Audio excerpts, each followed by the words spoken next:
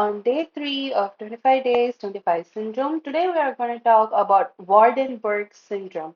It is a rare genetic disorder inherited in autosomal dominant type of fashion, and these people will have a normal life expectancy. It affects both male and female equally in all races.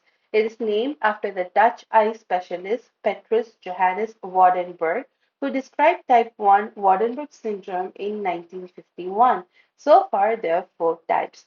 Type 1 and type 2 are similar, where the type 1 has widespread eyes and hearing loss is more common in type 2 along with heterochromia. In type 3, it is called as Klein-Waardenburg syndrome, where there is an abnormality of the arms and hands in addition to hearing loss and changes in skin pigmentation. Type 4 is the Waardenburg-Shaw syndrome, which is associated with Hirschsprung disease, which we all know is an intestinal disorder. So far in syndromes, usually one or two genes will be the culprit, but over here, there are a group of genes that are involved in this particular syndrome. For type 1, it is PAX3 gene on chromosome 2q36. For type 2, it is MITF or SNA12 gene. And type 3 is once again PAX3 gene defect. And in type 4, it is SOX10 EDN3 or EDNRB gene defect.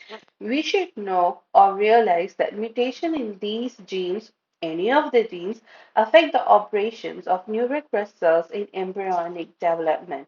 If we see the clinical finding, the very attractive clinical finding is the poliosis, where the person will have a forelock of white hair or premature graying, and they will also have heterochromia, meaning they will have eyes with different colors, like one can be blue, one can be brown, or one can be blue and one can be green as such, or they may also have very pale eyes or brilliantly blue eyes and white set eyes.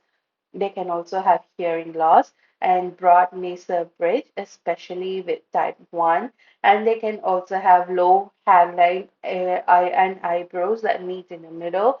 They can also have areas of white skin pigmentation resembling partial albinism. And they can also have cleft lip and palate. They can also have abnormality with the arms and neurological signs. Usually, these patients will have normal cognitions.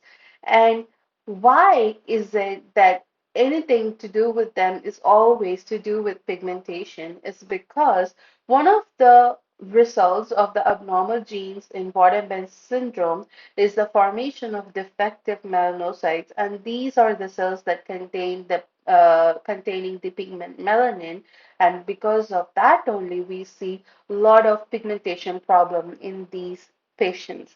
Besides being important in the development of the eye, skin, and hair color, the melanocytes are also implicated in the functioning of the inner ear, the cochlea, vestibular apparatus, and endolymphatic sac as it pertains to hearing and vestibular function.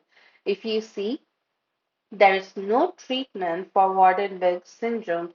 And the main thing that we can do is if they have a hearing loss, then we can help them with hearing aid or cochlear implantations. And if a patient has vestibular loss, they may benefit from vestibular rehabilitation. So therefore, the patients with Waardenburg syndrome are therefore managed by a team of professionals to address all the associated difficulties with this syndrome. So that's it for today. I hope all of you enjoy this video. If you do, please click the subscribe button and the bell button to get notifications whenever I upload something new. So have a great day. Thank you. Bye bye.